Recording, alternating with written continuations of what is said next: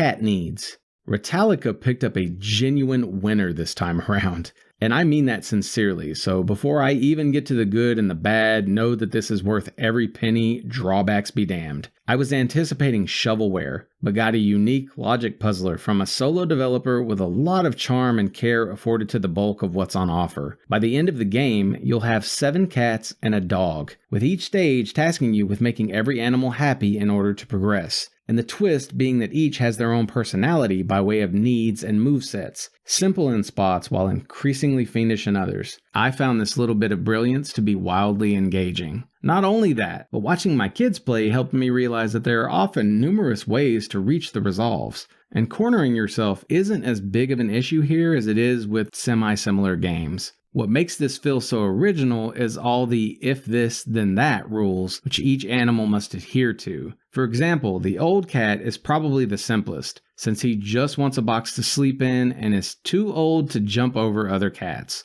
But you sometimes can't just jump any cat over him because the 2 small kittens will play with most anything, including each other, meaning positioning matters greatly. You'll often be putting non-sleeping cats in the sleep boxes so that you can get other cats fed before a route is blocked. Then you throw the playful dog into the mix with his 2-space-taking frame, and stages may take some serious planning. To say nothing of the cat which doesn't want to be close to another animal, the double-jumping cat that just wants a bite to eat, or the fat cat that will eat everything in its path and can't be bothered with jumping. The design just makes for something addictive, the sort of thinking outside the box I remember being tasked with in Expo as a kid. It's also nice that even those final stages don't get so overboard in their difficulty that you have to plan out every move. Live experimentation often being survivable. I only gave this a 6, however, so you can expect limitations to the fun.